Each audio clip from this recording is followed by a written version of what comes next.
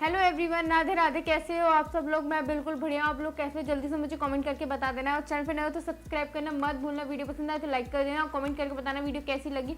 और कोई informative video चाहिए तो आप मुझे जल्दी से कमेंट करके बता सकते हैं। तो चलो आज की वीडियो स्टार्ट करते। इस वीडियो में आज हम BFA फाइन आर्ट से रिलेटेड जो क्वेश्चन आते हैं एग्जाम में, आज हम उनके बारे में जानेंगे। तो ये आप देख सकते हैं, ये बुक है चित्रकला, राशि रस्तोगी की ये बुक है।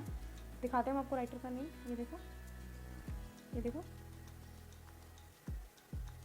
सो ये TGT एग्जाम के लिए भी होती है और इससे रिलेटेड जो है BFA फाइन आर्ट क्वेश्चन आते हैं तो वो आपके लिए बहुत ज़्यादा हेल्प करेंगे। तो चलो इस बुक को ओपन करके देखते हैं। तो इसमें हमें ऑब्जेक्टिव क्वेश्चंस भी देखने को मिलेंगे और इसमें हमें डीप में नहीं बल्कि हल्का सा देखने को मिल जाएगा। तो ये देखो, ये कुछ टॉपिक्स हैं, देख सकते हो आप, ये टॉपिक्स हैं कुछ। सो एक एक करके हम ये सारे टॉपिक्स कवर करेंगे। तो इस वीडियो में हम ये सारे टॉपिक्स कवर नहीं करेंगे।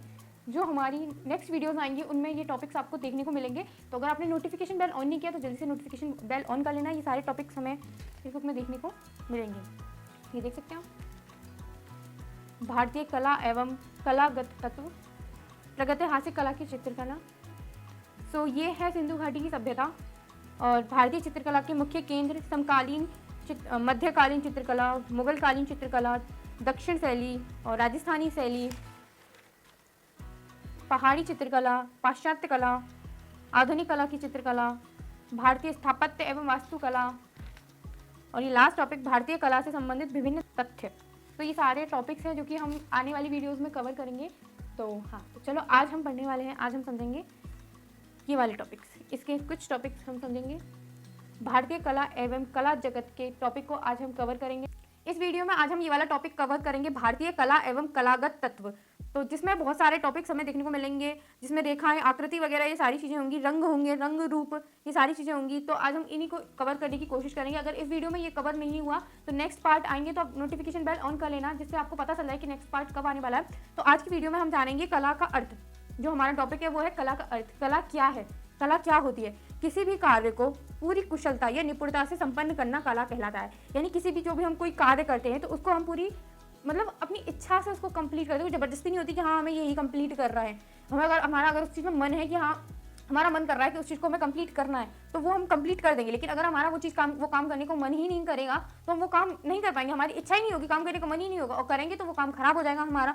तो कोई भी कार्य हो जिसको पूरी कुशलता या निपुणता से संपन्न करना ही कला कहलाता है। जैसे कलाएं, बहुत सारी कलाएं होती हैं। जरूरी नहीं है कि कला ड्राइंग एंड पेंटिंग को ही कला कहा जाता है। कला बहुत सारी कला होती है। खाना बनाना कला होता है, मूर्ति कला होता है, चित्रकला कला होता है, गाना गाना कला होता है। गीत गाना कला तभी कहा जाएगा जब गीत सुमधुर और लय ताल के साथ गाया जाए। इसी प्रकार काव्य, नाटक, चित्र, मूर्ति आदि कला की परिधि में तब आएगी जब उसमें अर्थ, रस, भाव, सुंदर की निष्पत्ति हो। ठीक है, अब हम जानते हैं कि कला शब्द कहाँ से लिया गया है। कला शब्द का प्रयोग सर्वप्रथम ऋग्वेद में हुआ है। क्या है कि जो कला शब्द है वो सर्वप्रथम ऋग्वेद से लिया गया है, जो कि संस्कृत भाषा का शब्द है। तो ये हमारा इतना हो गया कि कला का अर्थ क्या है। तो कला का अर्थ यही होता है। अब हम जानते हैं कि कला की परिभाषा, यानी कि कुछ विद्वान हैं जिन्होंने कला को अलग अलग रूपों में बताया कि कला ये होती है, इस तरीके से कलाएं होती हैं। तो उन्हीं के बारे में हम जानेंगे कि किस किस विद्वान ने इस चीज़ के बारे में बताया। तो सबसे पहले जो इंपॉर्टेंट है वो है प्लूटो, अरस्तु, रविंद्रनाथ टैगोर, नीत्सो के अनुसार। तो ये जो है वो ज़्यादा इंपॉर्टेंट है। बाकी सबने क्या क्या कहा है तो वो आज हम देखते हैं। प्लूटो के अनुसार कला सत्य की अनुकृति करता है। अरस्तु के अनुसार कला प्रकृति का अनुकरण है। अनुसार कला दमित वासनाओं का उभरा हुआ रूप है। ठीक है।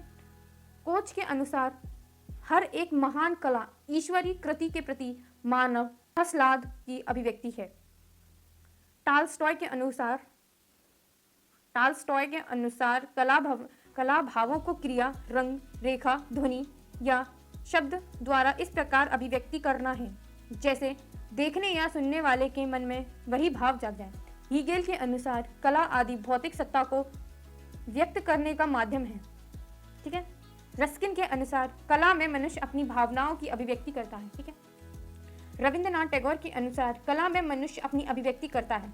जयशंकर प्रसाद के अनुसार ईश्वर की का संकुचित रूप जो हमको बोध के लिए मिलता है वही कला है। मैथिली शरण गुप्त के अनुसार अभिव्यक्ति की कुशल शक्ति ही तो कला है जो अपूर्ण कला की पूर्ति है। नीत्सो के अनुसार कला जीवन के कड़वे अनुभवों से मुक्ति का माध्यम है। तो आप देख सकते हैं ये तो ये हमें पता चला है कि यहाँ पे जो है कला की परिभाषा, यानी कि किन किन विद्वानों ने कला के बारे में अपने अपने विचार प्रस्तुत किए हैं। तो ये कुछ इस प्रकार है। तो अब हम जानते हैं कला का वर्गीकरण। कला का वर्गीकरण किस प्रकार हुआ है। ने अपनी पुस्तक कला विलास में 64 जनोपयोगी, 64 सुनारों की, 64 वैश्यों की, 16 कार्यस्थों की, 100 सार कलाएं, 32 धर्म, अर्थ, काम व मोक्ष संबंधी कलाओं का वर्णन किया है। अब हम जानते हैं कला का वर्गीकरण 2 बिंदुओं के आधार पर किया गया है। कला को हम 2 भाषाओं में जानते हैं, मतलब कला 2 प्रकार की कलाएं होती हैं। एक होती है उपयोगी कला, एक होती है ललित कला। उपयोगी कला क्या होती है? उपयोगी कला वो होती है जो कला हमारे जीवन की आवश्यकताओं की पूर्ति करती है, उसे उपयोगी कला कहते हैं। जैसे आभूषण निर्माण, रंगाई, छपाई, बढ़ाई एवं अन्य व्यावसायिक कार्य इत्यादि। इस कला से हमें भौतिक सुख मिलता है। यानी उपयोगी कला क्या होती है? उपयोगी कला होती है जो हम अपने डेली लाइफ में करते हैं, जैसे कि खाना बनाना और रंगोली बनाना, मतलब कोई भी जो हम अपनी डेली लाइफ में करते हैं जिसको हमें करके सुख मिलता है, तो वो उपयोगी कला के अंतर्गत आता है। अब बात करते हैं हम ललित कला की। ललित कला क्या होती है? ललित कलाओं का एकमात्र उद्देश्य केवल मानसिक या आत्मिक आनंद प्रदान करना होता है, जो है ललित कला कहलाता है। ललित कला मुख्यतः 5 प्रकार के माने गए हैं: चित्रकला, मूर्तिकला, वास्तुकला, संगीत कला एवं काव्य कला। चित्रकला यानी कि जो हम ड्राइंग एंड पेंटिंग का काम करते हैं वो चित्रकला के अंतर्गत आता है। मूर्तिकला जिसमें हम मूर्तियां बनाते हैं, आपने देखा होगा मूर्तियां वगैरह जो बनती हैं वो इसके अंतर्गत आती हैं। ठीक है। वास्तुकला यानी वास्तुकला के अंदर भवन निर्माण, यानी वास्तुकला यानी आर्किटेक्चर। वास्तुकला को आर्किटेक्चर कहा जाता है। तो वास्तुकला यानी कि जिसमें भवन निर्माण, मंदिर वगैरह, घर वगैरह ये जो बनाए जाते हैं वो वास्तुकला के अंतर्गत आते हैं। संगीत कला, संगीत यानी म्यूजिक, जिसमें संगीत वगैरह आते हैं। काव्य यानी कि जो रस होते हैं, रूप होते हैं, स्वर होते हैं, जितनी भी चीज़ें होती हैं वो सारी काव्य कला के अंतर्गत आती है। तो चलिए अब हम इनको थोड़ा डीप बुक के अनुसार पढ़ लेते हैं। चित्रकला मनोभावों तथा विचारों को अत्यंत स्पष्ट करने में सक्षम होती है, जिसका आधार कला व ब्रश होता है। बात करते हैं मूर्तिकला की। इसके अंतर्गत किसी वस्तु का रूप, रंग तथा आकार आदि निर्मित किया जाता है। यह कला उत्कृष्ट मनोभावों को व्यक्त करने में सक्षम होती है। इसका आधार पाषाण तथा पत्थर के औजार हैं। वास्तुकला के अंतर्गत भवन, चर्च, मंदिर, मस्जिद, बोध, बांध तथा पुलों का निर्माण किया जाता है। इसका आधार चूना तथा मिट्टी है। संगीत कला के द्वारा व्यक्त भाव अत्यधिक सूक्ष्म, स्पष्ट तथा हृदय ग्रही होते हैं। इस कला का आधार स्वर तथा नाद है। बात करते हैं काव्य कला की। इस कला में स्वर तथा व्यंजन दोनों ही प्रयुक्त होते हैं। इसका भाव चिरस्थायी होता है। इस कला का आधार शब्द तथा अर्थ है। ठीक है। तो अब हम बात करते हैं ललित कला के भेद। ललित कला के कितने भेद होते हैं? ललित कला के भेद क्या होते हैं? ललित कला के मुख्य 2 भेद होते हैं: रूपप्रद कलाएं और अरूपप्रद कलाएं। रूपप्रद कलाएं कौन सी होती है? रूपप्रद कलाओं के अंतर्गत वे कलाएं आती हैं जिनका चक्षुष रूप होता है, जैसे चित्रकला, मूर्तिकला तथा वास्तुकला। अनुरूपप्रद कलाएं कौन सी होती हैं? अनुरूपप्रद कलाएं के अंतर्गत वे कलाएं आती हैं जिनका चारुक्ष रूप नहीं होता, वर्ण, भाव अनुभव होता है, जैसे संगीत कला और काव्य कला आदि। ठीक है। तो अब हम बात करते हैं कला के विभिन्न प्रकार होते हैं। आपको जैसे पता है कि कला विभिन्न प्रकार की होती है। किसी वस्तु या रूप का निर्माण जिस आधार पर होता है उसी आधार पर कला का प्रकार कहलाता है। जैसे चित्रकला, भवनों की भित्तियों, छतों, स्तंभों, वस्त्र, कागज तथा भोजपत्र पर अंकित चित्र। यानी कि हम चित्रकला को जो है वॉल पेंटिंग यानी कि हम दीवारों पे करते हैं, पेपरों पे करते हैं और कागज पे करते हैं, वस्त्रों पे करते हैं, तो हम इसी पे सब पे चित्र बनाते हैं। ठीक है। दूसरी हम बात करते हैं मूर्तिकला की। धातु तथा पत्थर को तराश